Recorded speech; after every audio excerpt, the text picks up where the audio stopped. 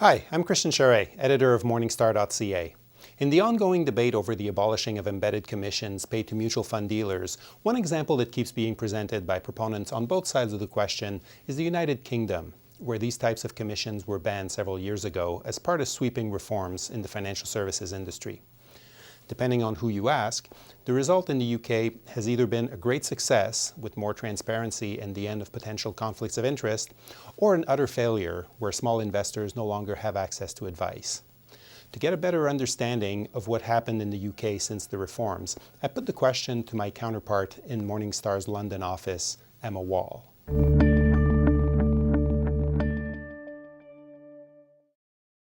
Prior to the implementation of the Retail Distribution Review in January 2013, the majority of investors dealt with an advisor, whether it was on a regular basis or to offer periodical advice at key life events.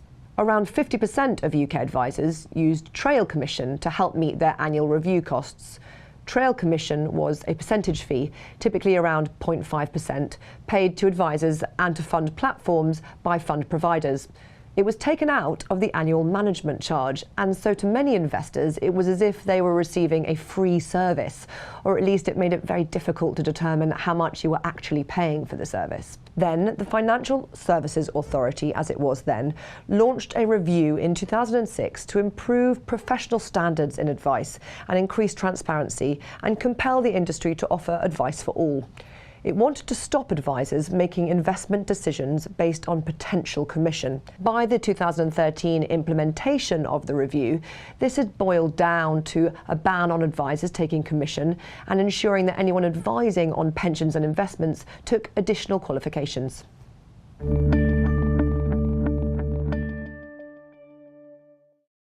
How was RDR received? Very badly. There was a lot of negativity around the review. I remember talking to both investors and advisors at the time, and many were confused and worried about the changes. Advisors in particular were concerned about how the new business model would affect their profitability, and we did see a demise in the number of smaller firms. There was consolidation at the top as well in order to reduce costs through merging of back offices and support staff. Some older advisors opted to sell on their book rather than take further qualifications and exams in their 50s and 60s. There were around 40,000 advisors in 2011, and today there are less than 30,000. Some investors were confused by the concept of having to pay for something they had previously thought of as free investment advice. There were also stories of investors with smaller portfolios being dumped by their advisor as they were no longer cost effective or couldn't afford to stump up the new upfront costs. At the time, a study in 2012 by Allianz Global Investors claimed that anyone with a portfolio of less than £50,000 would not be attractive to advisor firms. And this number, this rule, has generally held up, with a recent release from Schroders echoing the view.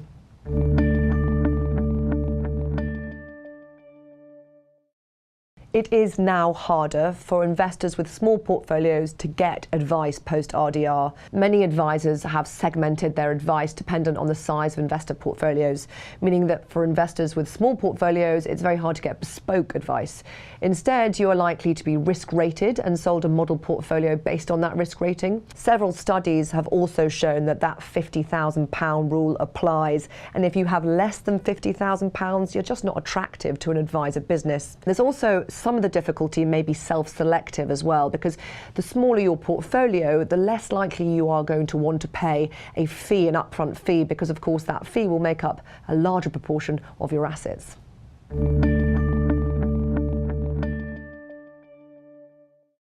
It's quite difficult to tell whether there has been an effect on investor returns, partly because we've only had a rising market since RDR. So those number of investors who have opted for DIY have only seen a rising market, and we don't know whether they've DIY'd badly.